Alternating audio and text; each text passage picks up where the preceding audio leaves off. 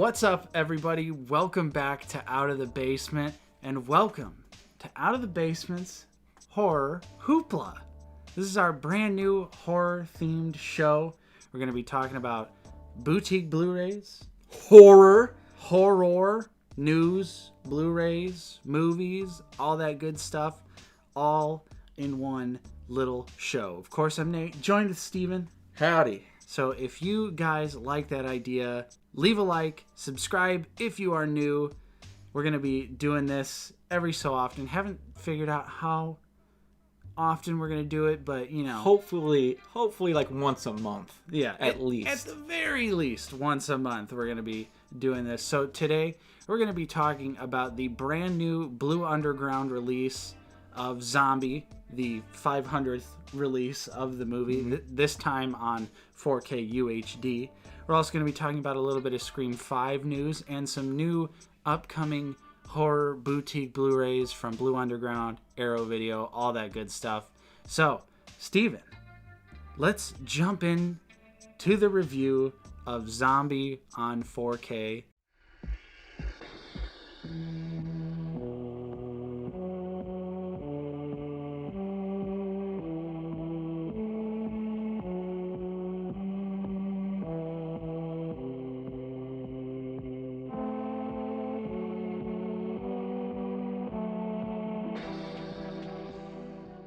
So, Steven, this was your first time seeing the movie. Yes. What'd you think? I liked it. I liked it quite a bit. The only Lucio Fulci movie I'd ever seen before was The Beyond. I loved The Beyond. Yes. I thought that was great. I can't say that I loved Zombie. But I feel like the pacing was a little slower. Oh, yeah. Some scenes just kept going. I was like, let's go. The hand in the door. Yeah. But even though those are minor complaints, it kind of does still add to the charm. Yeah.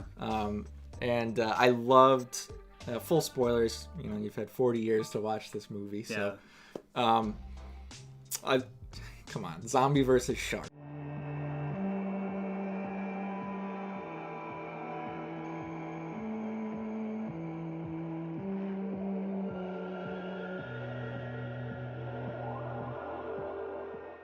Yeah.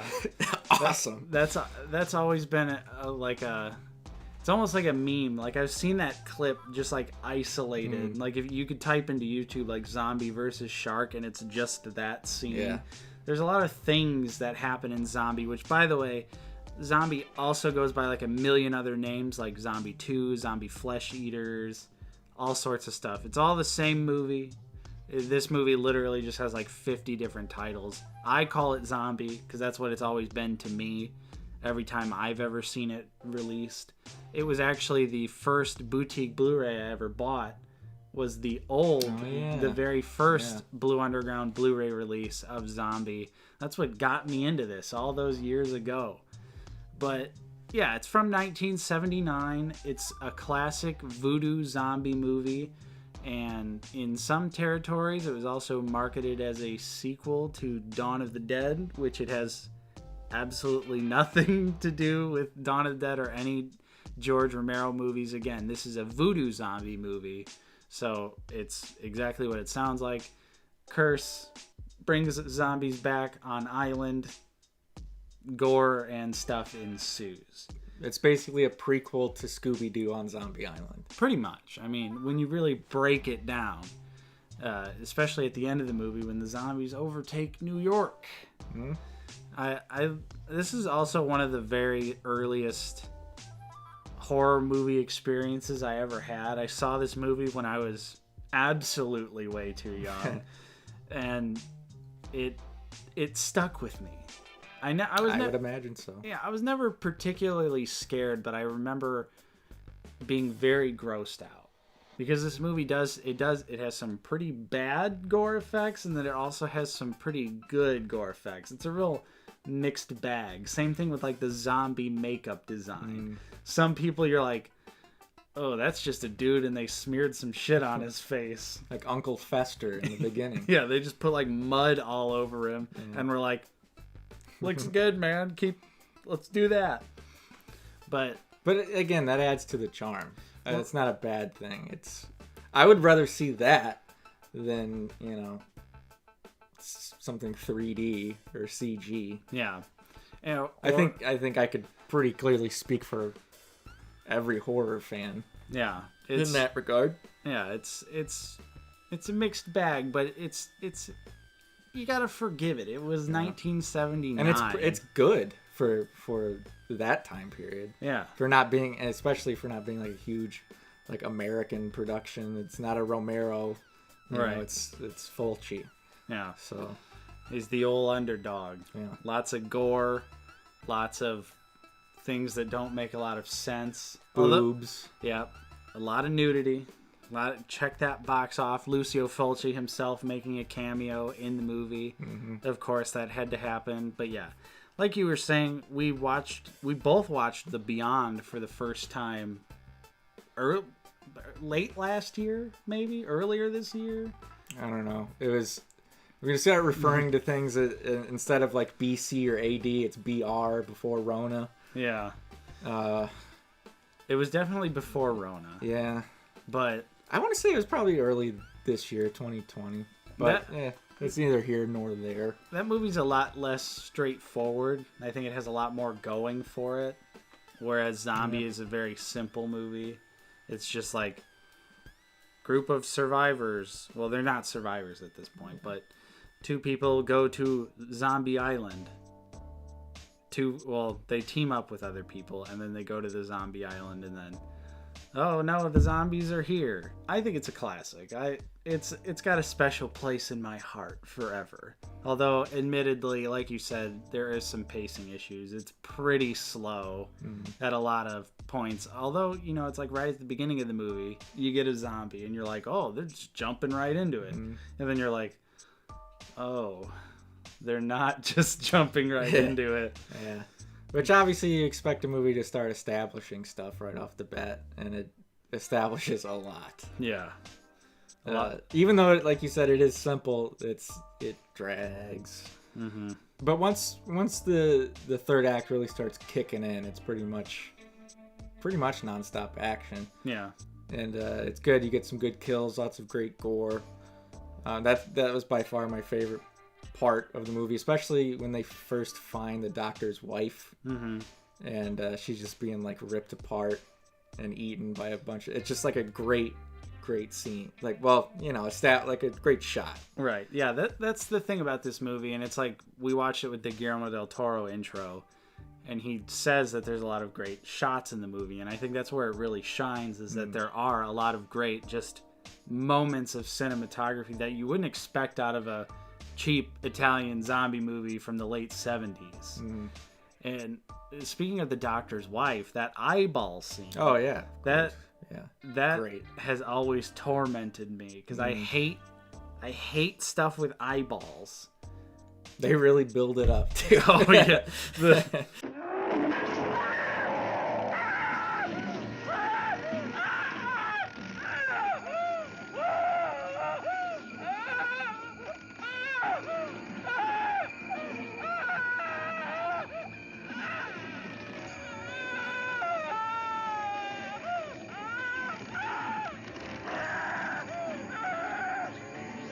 Zombie's like looking at his watch. Like, yeah, they let you know it's coming, but it's very rewarding. Yeah, when you actually see the effect and it piercing through her eyeball and her horrifying scream. Also, killer theme song. Oh yeah, the soundtrack's great. It goes from like a Donkey Kong 64 type thing to more of a straight up like tribal thing. Yeah.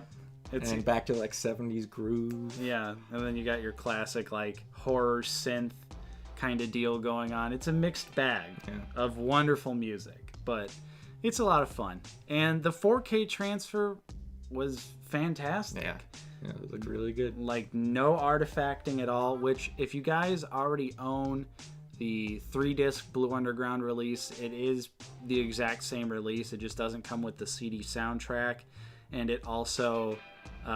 obviously this comes on a 4K disc, where the other ones were 1080p Blu-rays. So there was a lot of controversy when Blue Underground started bringing out the 4K discs, but I'm all for it. Yeah, of I course. I bought Suspiria from Synapse Films on 4K. Loved that. It's a great transfer. Studio Canal over in the UK has been putting out John Carpenter classics like The Fog and Prince of Darkness on 4K. And I'm all for it. We're both in the 4K game. And I like being able to purchase 4K discs that aren't just big Hollywood blockbusters. And yeah, the transfer was amazing. It's the same transfer, but it's also, again, just on a UHD disc. So it's going to be a little bit more heightened.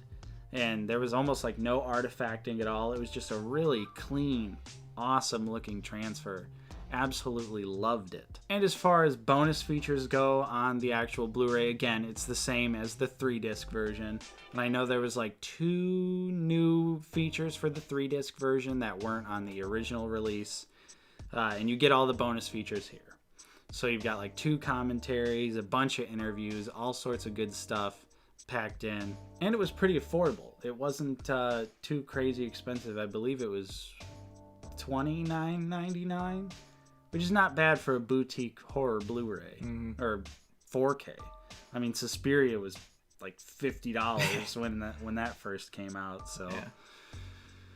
I'm glad 4K discs must be getting cheaper to produce at this point, so that we can start getting some more boutique stuff. I know like Vinegar Syndrome, they released Tammy and the T-Rex, and I believe they're releasing some other stuff coming out. Yeah, I think they said they're definitely gonna release some other art stuff that they've already released, and obviously some new stuff.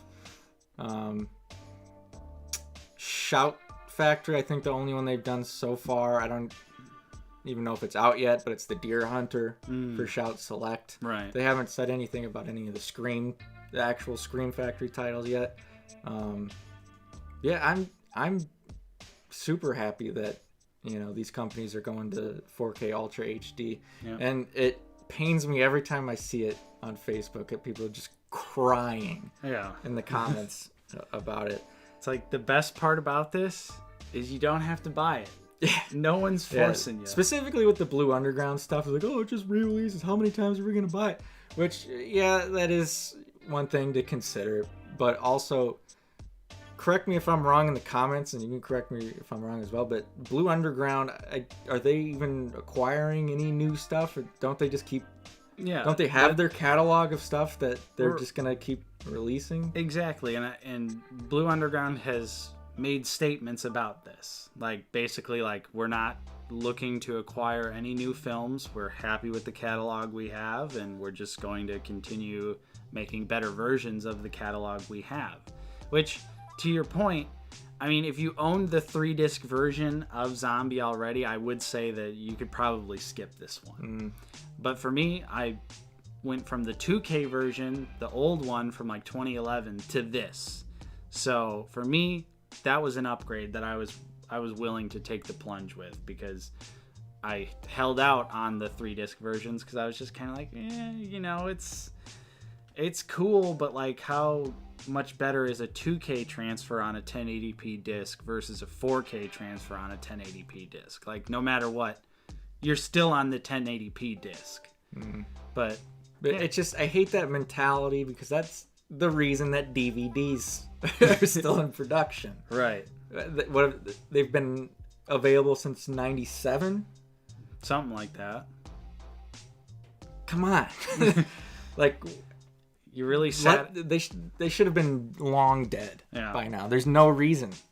Blu-rays are affordable. Yeah. Blu-ray players are affordable. Super affordable. I can understand, maybe not getting into 4K yet.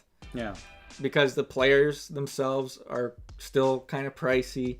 But if you've got an updated game console, you're good. Yep.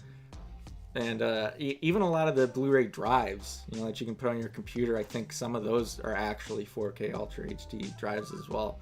Let's circle back around to Zombie.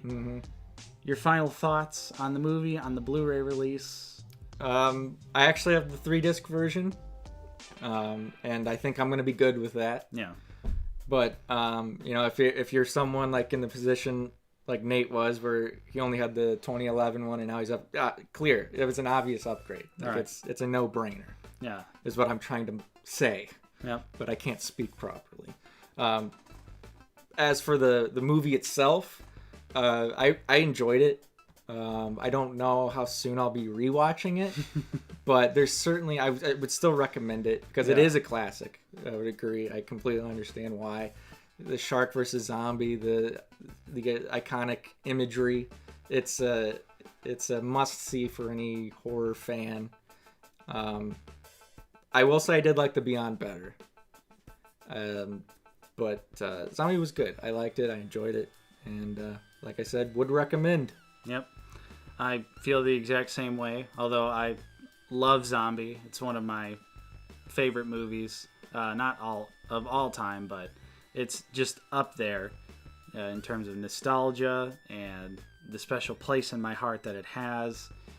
And it's got really awesome gore effects. It's got a kick-ass soundtrack. You can't go wrong. If you've never seen Zombie, it's definitely worth a watch. Although if you've got ADD TikTok brain, you'll probably be bored out of your mind for most of the movie. But I think if you're a horror fan, if you're a zombie movie fan, it is an essential watch. It's right beneath George Romero's trilogy of zombie films. Not anything else past that for George Romero, but the trilogy.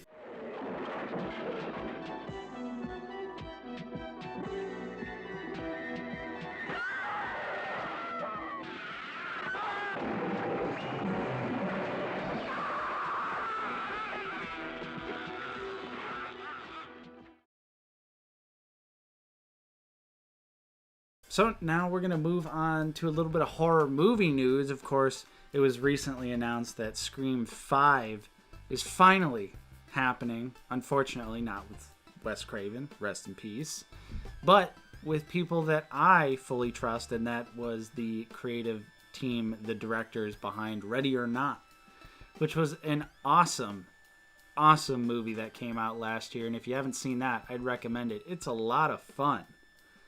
Did you ever see Ready or Not? No, I didn't actually. No. I do want to, but I haven't gotten around to it yet. Yeah, and those guys are a big inspiration to me because they also started on YouTube making horror short films and stuff like that. And look where they are now. They're making Scream 5. But why is Scream 5 currently in the news? Well, it seems as if David Arquette has signed on. Officer Dewey himself? Officer Dewey himself. He's back. You can't have Scream without David Arquette. No. You got to get Courtney Cox back. You got to have Neve Campbell back. But you also said that Matthew Lillard is interested. Yeah, that's just speculation at that point, but I think he said that he was interested. Love you, Matt. But your services are no longer required.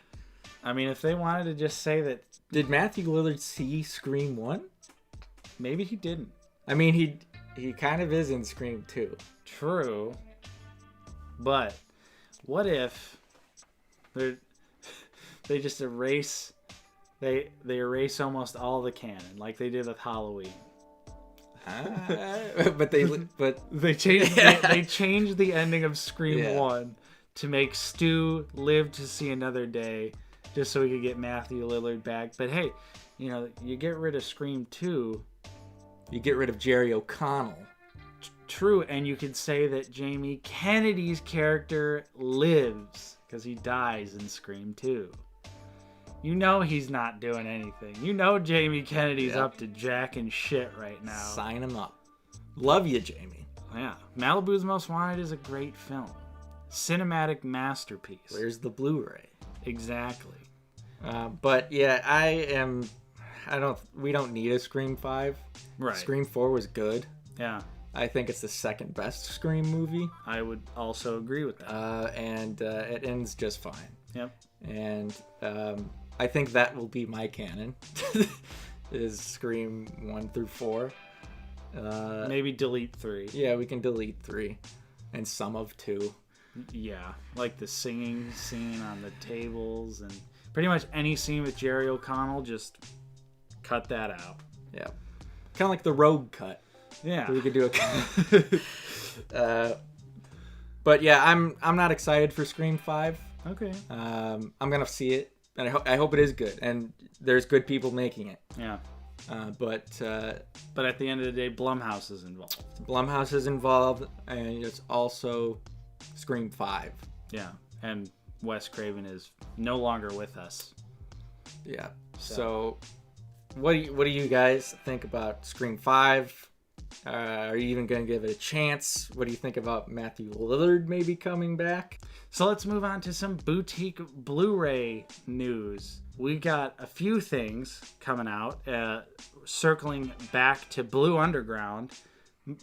The pre-orders / sales of Zombie and Maniac must be pretty damn good, because we're also getting 4K Blu-rays for 2 more Lucio Fulci classics. Well, one of them I don't really care for, but the other one I really like, and that is The New York Ripper and House by the Cemetery. So pretty awesome. Pretty happy that Blue Underground is keeping it going, and that must mean the sales for the first 2 were pretty damn good. Love House by the Cemetery. It's another goofy Lucio Fulci, gory good time. New York Ripper is also a Lucio Fulci film, but it's more of like a sleazy crime thriller. A lot of nudity. A lot of bush in that movie, if you know what I'm saying. I'm not talking about George, but I didn't really care for New York Ripper. But House by the Cemetery is pretty awesome. But I have the 3-disc, so probably not gonna take the plunge for the 4K. But Nate, I'm gonna have to rebuy it. I have to buy it.